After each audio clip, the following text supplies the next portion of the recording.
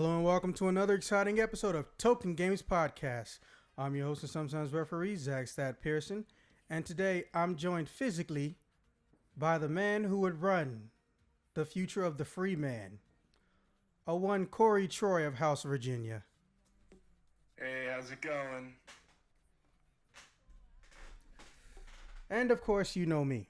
Unfortunately, due to, I don't know, everyone and their mom wanting to have shit fixed about San Diego Comic Con, and rightfully so, it's just going to be us with the spiritual text from Officer 9001, also known as Matt Cops, who will be dramatically read by, and you guessed it, a Mr. Crispin Freeman Jr. over here. But first, let me describe them topics off to you real quick. How to stop the gray market. For the PC players out there, game key means access to a title, right? However, they can be resold by third parties and occasionally used to commit fraud. And by occasionally, I mean on a daily basis. One of the most popular ways to do this is through a website called G2A. Link will not be provided, by the way.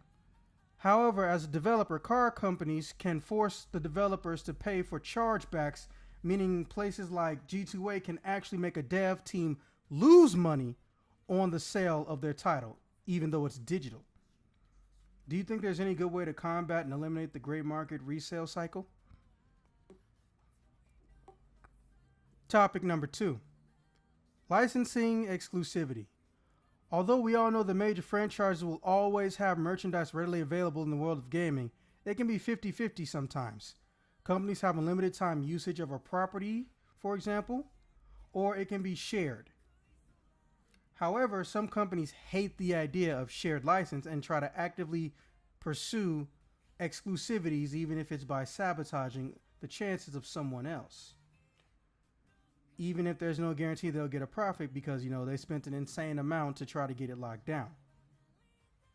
So with that said, should companies even strive for locking down their franchise rights, or are we better off with a shared licensing system, even though games from the same franchise could sometimes theoretically go head to head?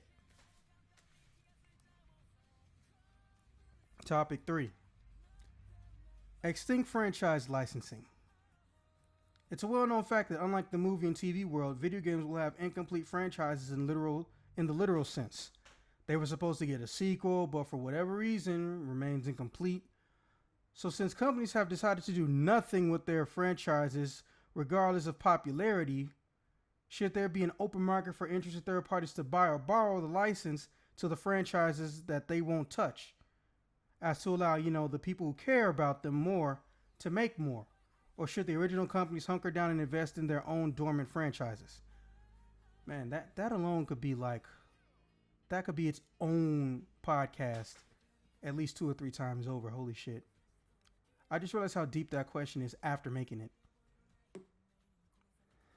So many lost properties. I know. Topic 4, comic book games. And what you would call a rarity, or what you would call a rarity technically.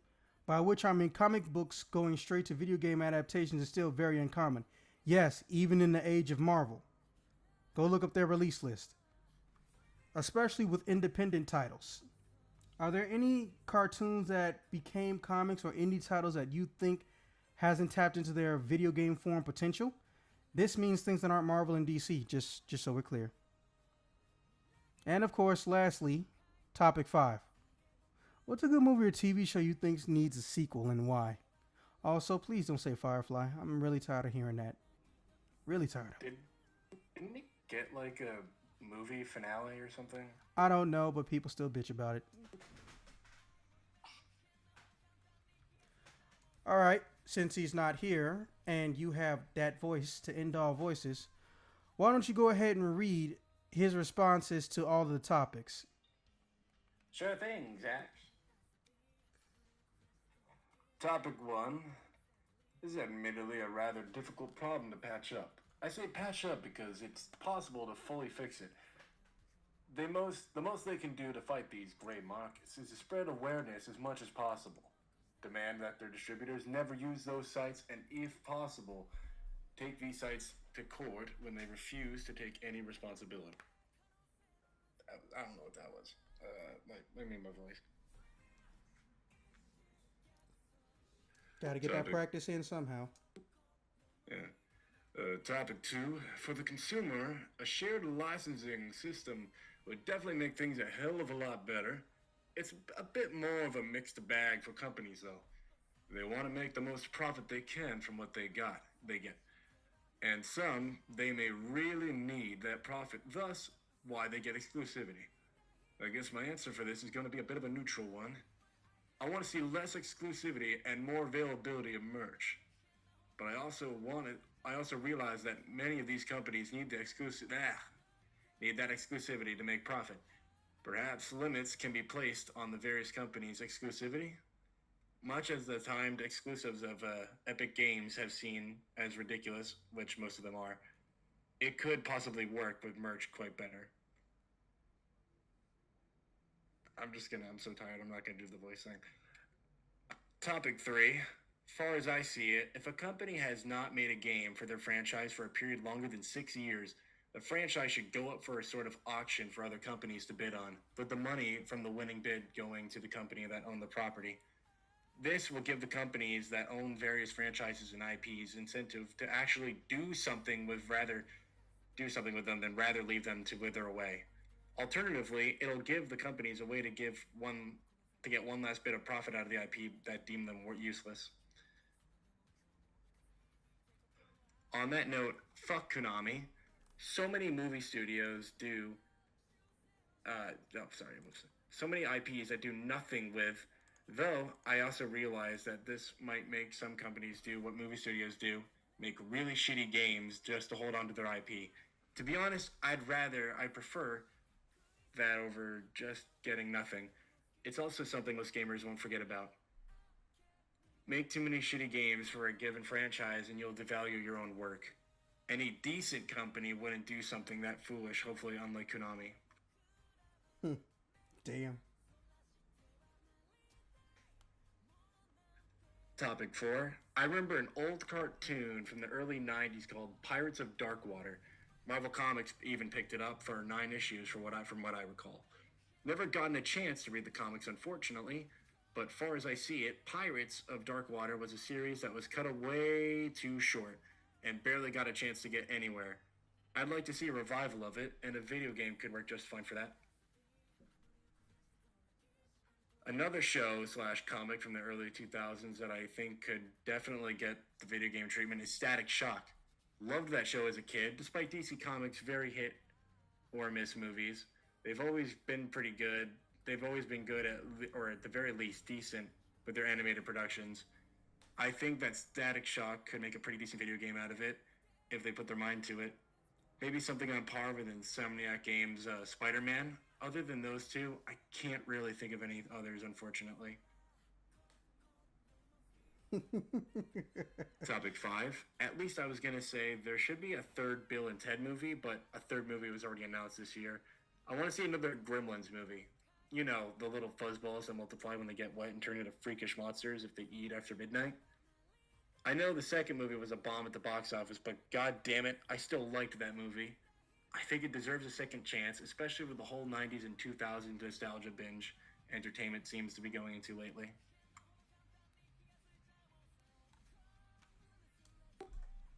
Okay. Well, guess it's your turn now. Give me a moment. Take your time.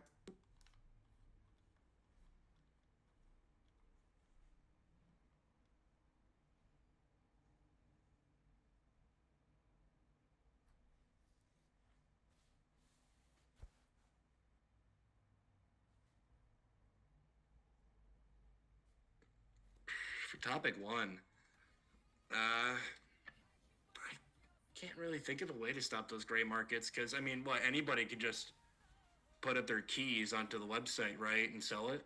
That's how it works, right? Yeah, or someone could, grab a credit card, max out a bunch of key copies, and then sell them with no retaliation. Shit. I wouldn't know how to stop something like that. Shit.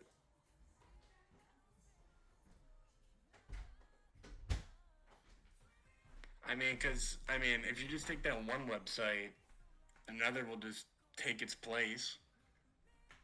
I don't know. They Like, call it the those Hydra. companies could definitely press charges. What was that? I said they call it the Hydra. Huh. Yeah, no, I. An illegal action wants to be, or people want an illegal action to stop, but since the people who are caught, aren't marketed or commercialized when they're on TV and vilified, even if you cut off one source, another pops up because they think, it's harmless, blah, blah, blah, blah, blah. Gotcha.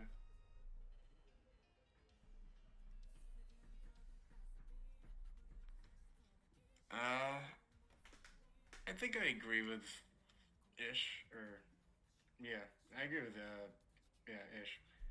50-50, Matt. I think. His name is Matt. Words. Matt, sorry, I'm being Discord. Matt, sorry. I agree with that, the 50-50 kind of thing.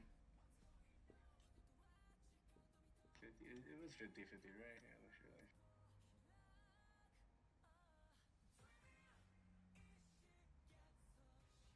Oh, yeah, no, sorry, I read that one.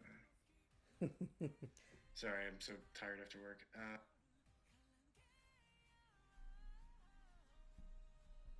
I'm just gonna skip to topic 3. I definitely think that a company would benefit from just giving their IP, like a borrowed thing, like a system. So like Mega Man Legends 3, people want. I think people would want Mega Man Legends 3. They canceled it. What? If they give it to another studio, what's the worst that could happen? Other than that somebody fucked up Mega Man Legends 3, and they probably won't forgive them for that. But I don't know what there is to lose if you just sometimes like borrow out your like license, like kind of like movies, like the Alien series, like how the movie studios can license out their properties. I think you're trying to say James Cameron. Was that the guy who did Aliens? Yeah, James Cameron. Like how like Fox license out the prop, like how are these movie studios license out their properties? Why not game studios license out their properties to other companies after a certain amount of time? That seems to make sense. They'll still make money from it. I'm sure they can work out a deal like, okay, you'll make the game, but we're gonna take X percentage of the profits because that's our property. Also, I don't know. I'm sure there'll be some shady stuff in the contract that people wouldn't like, but it's probably there. Topic 4.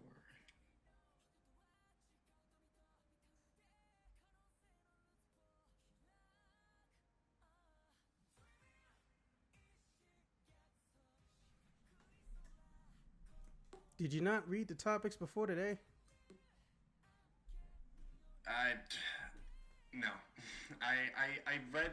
I didn't realize how far back they were. Fan-fucking-tastic. I get mixed. I get lost and stuff.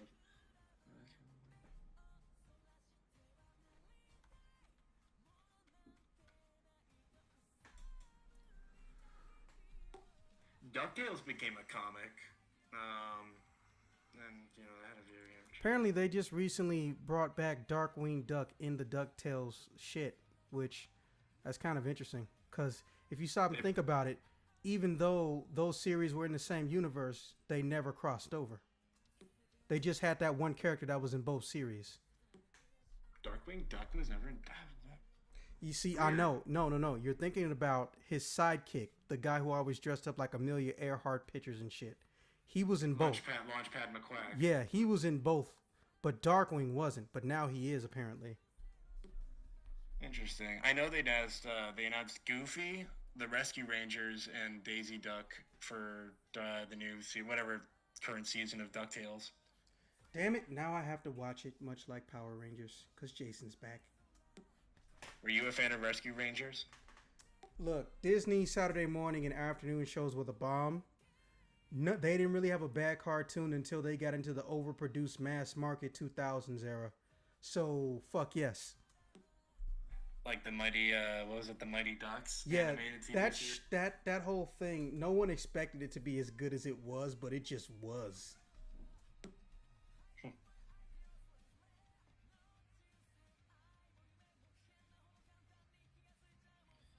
Huh. Well, I mean, DuckTales already had a really good video game, and it got remade. What's it? I can't think of a cartoon that I can think Motherfucker. of Okay, you growing know up what? that I I'm gonna just watched. give you my answer.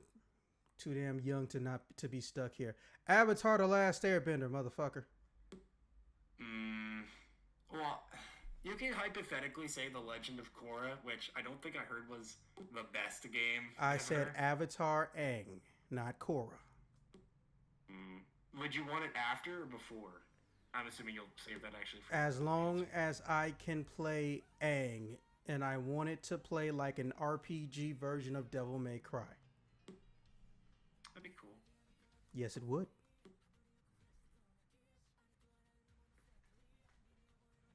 Okay. Okay. So now it's my turn. Wait. I got an answer. I want a new good Teenage Mutant Ninja Turtles game. I know See, there was games in thank like you. the 90s, There you go.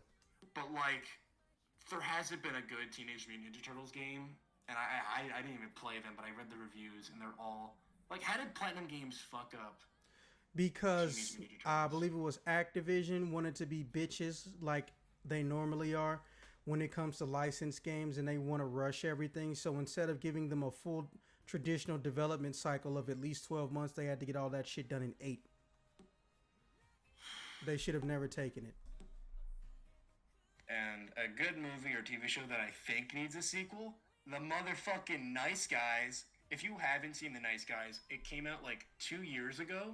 It's so I think it's 3 now. It's so fucking good. It's words cannot describe how funny and how well Russell Crowe and Ryan Gosling's chemistry is in that movie. It works so well, and whenever they're on screen, it's just a blast to watch. I think if there's anything that needed a sequel, it's The Nice Guys. That's my answer for topic 5. Is it on Netflix?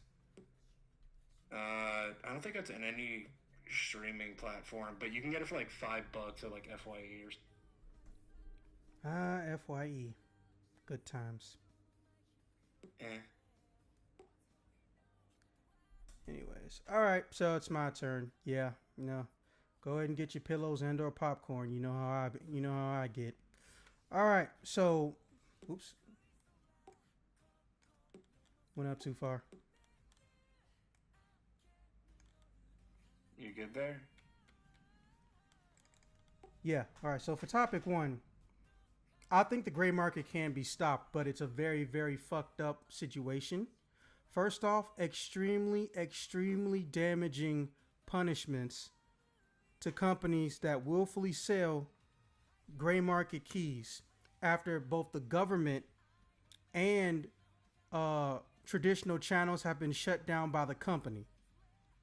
So if a developer tells them you are not allowed to sell keys for my shit, and they get a cease and desist or a strong worded letter from a legal department or the police, and they still do that shit, even if it's one chargeback, they should incur fines in the low 6 figures as far as I'm concerned.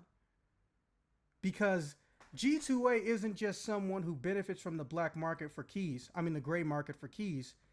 They are almost completely and totally one of the biggest players, if not the biggest players. Period. That's devastating. Also, the taxes for this shit, damn near unprecedented territory, uncharted waters, so they get away with a lot of crap that they really shouldn't.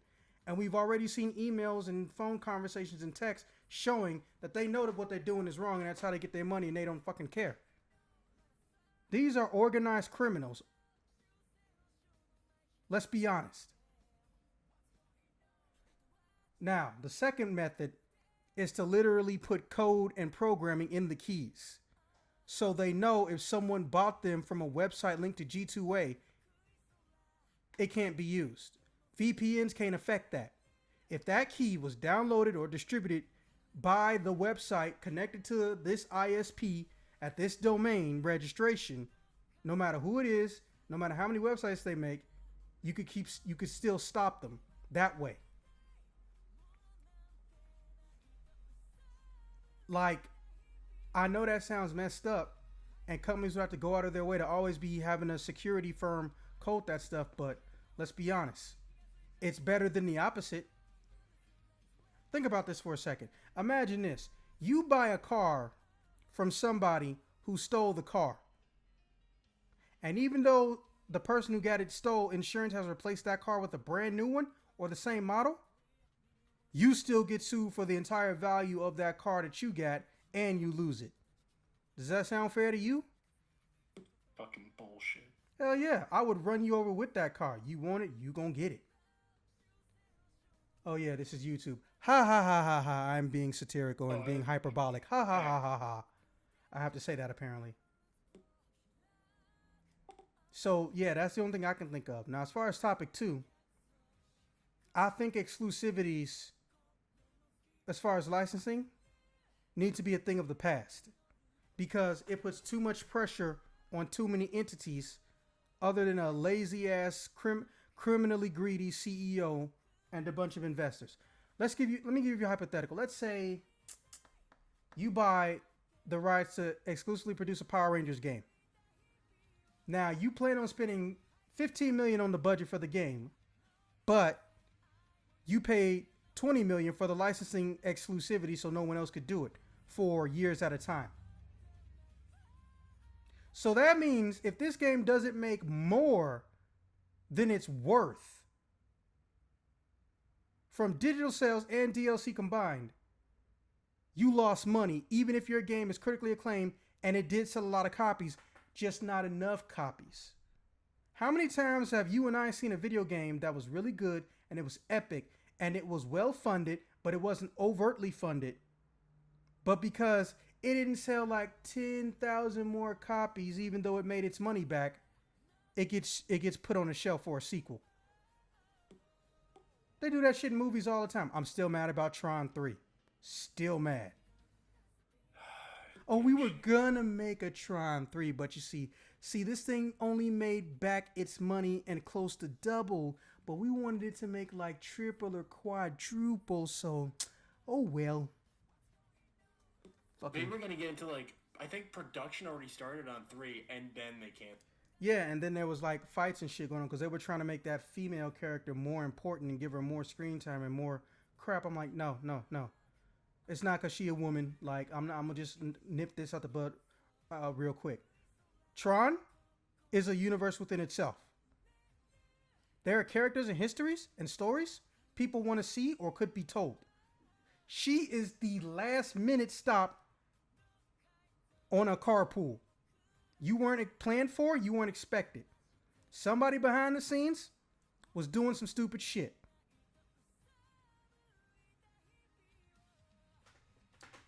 But anyways, there's no point in getting mad about something that's not gonna fucking happen.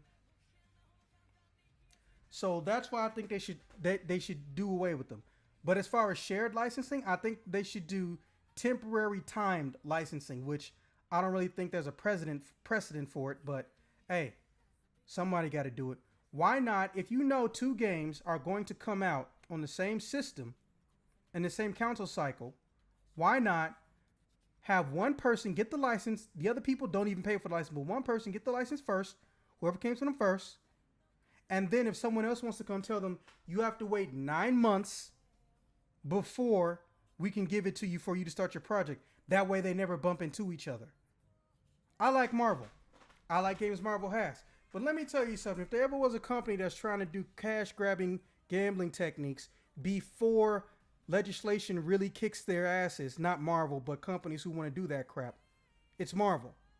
You realize within almost an 8-year time span, they've released close to 15 cell phone mobile games? And like none of them are based off of the actual individual teams. It's just got the name Marvel, followed by an ambiguous nebulous adjective, and then another nebulous ambiguous adjective. Marvel Contest of Champions. Do you know what you're gonna do in that game if you haven't seen it? Marvel Battle Lines. That one just came out like 2 months ago. Like seriously. They don't care if they're oversaturated. But when they get in the video game world, they totally care. It's crazy. Genuinely crazy. Anyways, that's how I feel. I think they should use that system. Because that way it guarantees, or no, what am I saying? This is a video game industry. It doesn't guarantee higher quality, but it increases the chance of getting higher quality. And if you don't believe me, hey, prove me wrong. Now on topic 3, when it comes to extinct franchises, well, I already said Avatar: The Last Airbender and had to give that away. But I want to see a Phantasy Star comic book, and I want to see Phantasy Star not online MMO type action RPGs. Phantasy Star popularity is like a roller coaster. It never completely extinguishes. It just has high points and then it simmers down. Phantasy Star Online, high point for damn near 12 years. Phantasy Star Universe simmered down because it was getting too anime weeboo-ish, and also a lot of people didn't like the natural flow of how the combat was done. They did refine it over time, but by the time they got it to a science to where, you know, it was genuinely addicting and fun, they stuck it on the PSP. Which, not a bad idea, but they shouldn't have just left it there is what I mean. Then you get into Phantasy Star Online 2. Back on that high again. Oh, we about to get Super Saiyan God high right now. Only red though, not blue. Then what do they do? Not bring it to America. But now it's coming to America. Do you know how many stories there are that are just in between Phantasy Star Online 1 and Phantasy Star Online 2 that are ripe for some form of a book? They make mangas in Japan. Why not translate that shit and put some color in it? You know what? Take the licensing, make new shit. I would love to see a Phantasy Star style game in an RPG setting that plays like a Devil May Cry. You're going to hear me say that a lot throughout these podcasts, just so you know, you 3 people that listen to these things. And other than Phantasy Star, oh, you already said Ninja Turtles. You know, it's been long enough. Let's go back to having a Street Fighter game that's not a fighting game. They've had a comic series that has lasted almost 20 years now. Yeah, it's been that long. And it's doing good. They have mangas all the time. The legitimate ones, not the porn crap. And the characters are being respected and explained in some ways better than Capcom does. And I do not use that lightly. Because, well, first off, Capcom didn't set the bar very high for how their characters should be portrayed and, you know, story elements when it comes to Street Fighter.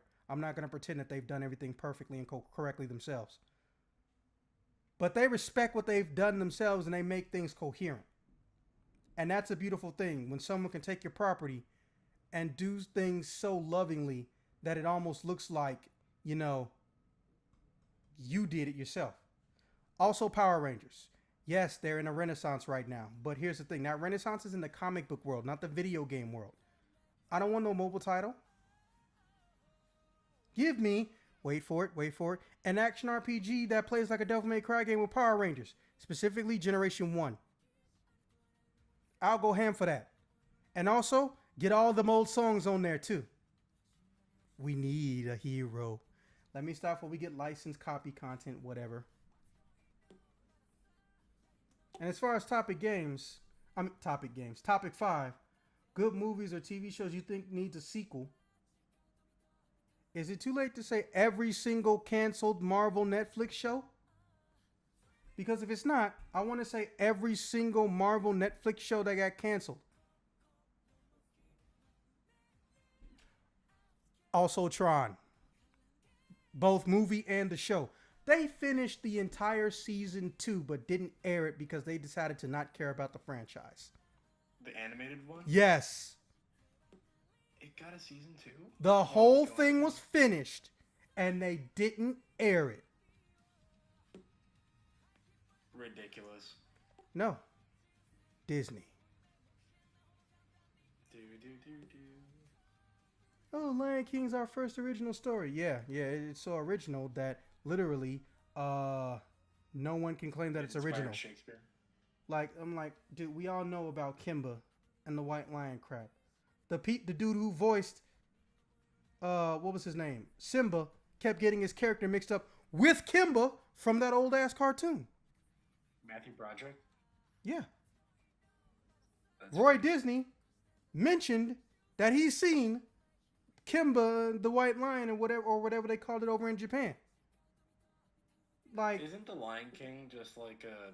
Yes, it's a complete and total ripoff of Kimba, of the story of Kimba, the White Lion. And in fact, Simba almost looks identical, and his uncle almost looks identical, and they even say some of the same lines. Except Kimba's story was in a book form. But Disney kept trying to say it's a completely original story. Look, Disney, you have enough money. You can admit your wrongdoing without getting in that much trouble. I've got a new answer for topic 4. Go ahead. Kimba the White Lion. I fucks with you, Freeman. I fucks with you. Okay. That being said, how long is this? Let me see. Not too long. Damn. Like 43 minutes or something. Damn, not even. Okay, well, tell you what. Tomorrow, you want to talk about San Diego Comic-Con at some point? Yeah. I'm free until 5 p.m. your time. Cool. All right. With that being said, this has been another exciting episode, yet very short, of Token Games Podcast. I will see you guys when I see you guys.